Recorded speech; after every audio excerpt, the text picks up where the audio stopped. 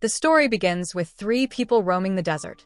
They work for a company named Ragu, which specializes in exploring remote areas for minerals where humans typically can't reach. Today, they're assigned to investigate a new location. Upon arriving, they discover something shaped like an egg in the desert, a very unusual find. The sight of it intrigues them, as such objects are rarely found in the desert. They speculate that it could be a hidden treasure, and one of them decides to break the egg open with a hammer. When a hole is formed, they peek inside, but to their horror, a demon emerges and kills all three of them one by one. This serves as the intro to the story. Now, we shift focus to our main character, Jack, who works in a research team. Today, an accident has occurred in his lab.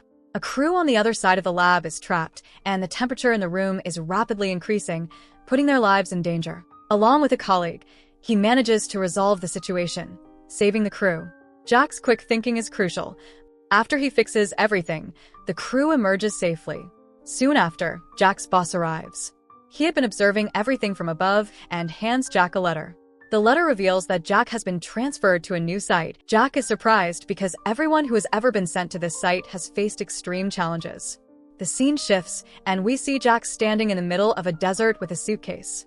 A man with a small shop offers him a cold drink, and Jack feels fortunate to have found it in such a barren place. A man named Call arrives to pick him up. Call is excited to meet Jack and takes him to their camp.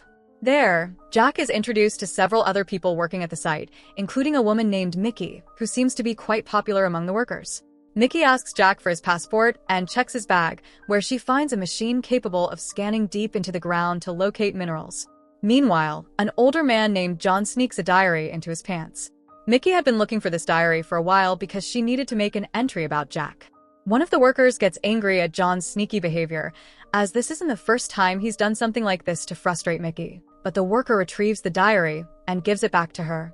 Afterward, we see Mickey and Jack heading out together to find the three people who went missing earlier, the same people from the intro of the story. Unbeknownst to them, additionally, an unimaginable amount of treasure is buried beneath the desert, enough to feed all of America for 3 years. People have been searching for this treasure for decades. Jack and his team, consisting of Sarah, Mike, and Call, load their truck with several gallons of petrol, unsure of how long they'll be stuck in the desert. We see that before setting off, the group was given a skull-shaped locket by a local man named Suleiman. He warned them never to take it off until they reached the prison. The group eventually finds the truck belonging to the first team. They stop to investigate and discover the decayed bodies of 2 members from the initial crew. Call is confused, as he believes they died only 3 or 4 days ago. How could their bodies have decayed so rapidly? This seems impossible. Mike then points out that the third body is missing, and they wonder if he might be the one responsible for the deaths. Titan, one of the locals, calls for the rest of the team to gather at the scene. When everyone arrives, they spot footprints in the sand.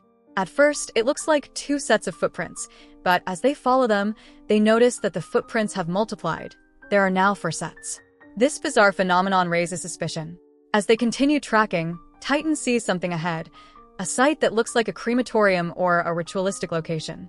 When Jack approaches and tries to touch the area, Titan stops him, warning that it's not safe to interfere with such places.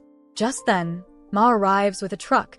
The group begins to head back to the base, intending to send a forensic team to investigate how their missing team members died. On their way, they stumble upon another skeleton with its head severed from the body. They soon realize that this skeleton belongs to the third missing person, the one Call had suspected of being the murderer. Call panics, realizing that someone or something had killed his entire team, and he could do nothing to stop it. But Sarah advises against it, saying it's too dangerous to search at night. After some discussion, Call reluctantly agrees, and they all settle in for the night. That evening, Jack finds himself reminiscing about his previous life in the office. Unable to sleep, Jack heads out to skate across the desert dunes, with Mickey silently watching him. Eventually, she joins him and hands over the scanning machine, which had been beeping for a while. Jack checks the machine and realizes it's indicating that something or someone is nearby, but they can't see anything around them. They sit down together, and Jack starts flirting with her. After some time, Mickey goes to sleep, but Jack stays awake, sitting by the beeping machine. As Jack begins to drift off, the machine continues to beep, alerting him that something is still nearby. When he rubs his eyes and looks around, he's horrified to see a giant monster standing in the distance. He screams and runs toward the truck, waking everyone. They come out to investigate, but there's no sign of the monster. Call explains that they are in the African desert, a place where creatures live that no one has ever seen.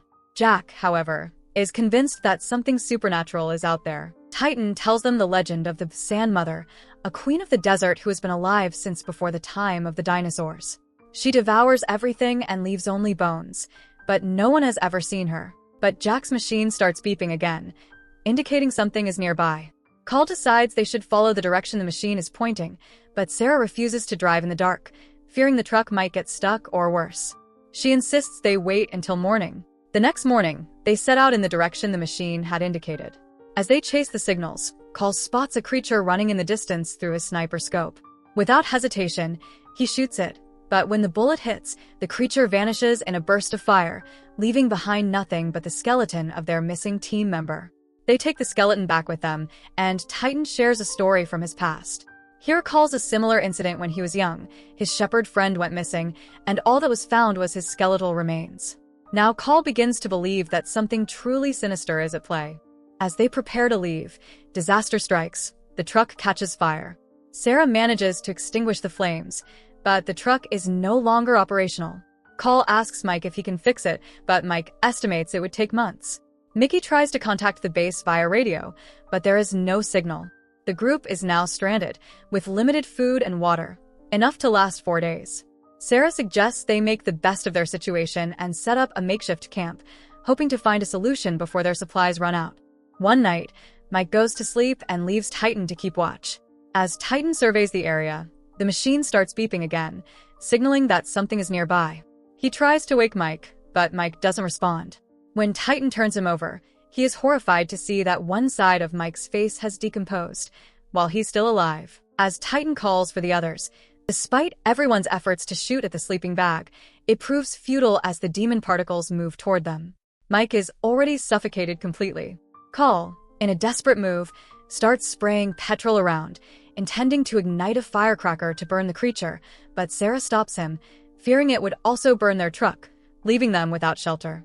As the tension escalates, Jack points out that the monster is retreating, seemingly afraid of the petrol. This gives them a moment of relief as they quickly rush into the truck. Titan, however, is in terrible shape.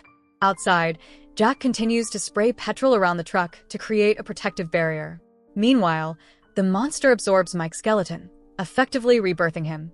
However, before Mike can fully regenerate, Call shoots him. A conflict arises between Call and the others, especially since Jack had just warned them not to shoot, with Mickey stepping in to separate them. She reminds everyone that they must stick together if they are to survive, and fighting amongst themselves will only make things worse. Later, the group decides they must journey on foot to the base the next day to seek help. Titan, although severely weakened, agrees to stay behind and watch over the truck with Sarah. The others, Jack, Call, and Mickey, prepare for a long and dangerous trek across the desert. The next morning, the three set out toward the base. The journey is grueling, and before long, they are caught in a massive sandstorm. When the storm subsides, they find that much of their equipment is broken, the scanning machine is damaged, and half of their petrol has spilled. Undeterred, they push forward, though the journey grows more perilous as night falls. They stop to rest, and Call, cautious, pours petrol around their camp as a protective measure. While Jack and Mickey sit close, holding hands, they spot the Sand Mother in the distance. Mickey notices that the creature is hesitant to approach the petrol, confirming the legend. She realizes the Sand Mother's weakness is fire and petrol, which keeps her at bay. The creature retreats, and the group survives the night.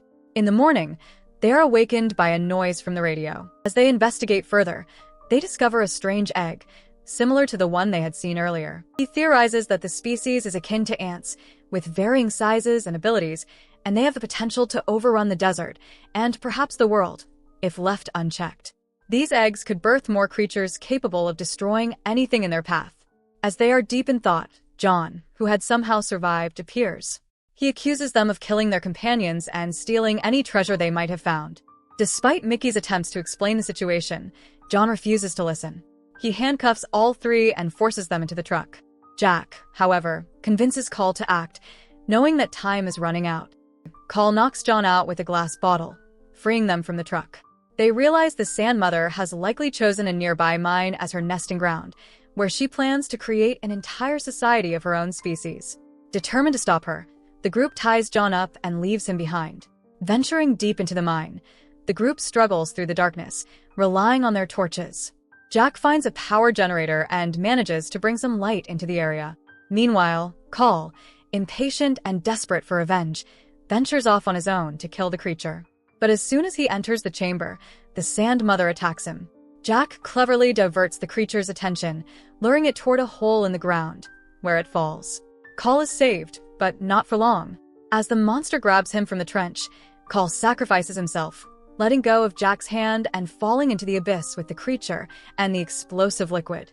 Both are consumed in a fiery explosion, seemingly killing the Sand Mother and destroying her lair.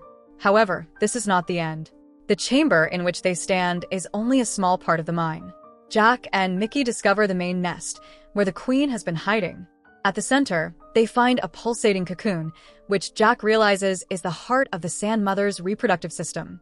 He stabs it, causing the entire nest to collapse.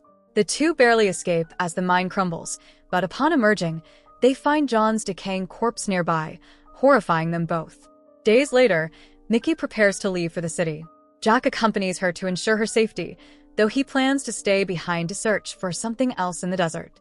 As Mickey leaves, the scene reveals a dark twist. She has secretly taken one of the Sand Mother's cocoons with her, intending to research it in the city. So that's it. Hope you enjoy the story. Subscribe and press the bell icon for more videos.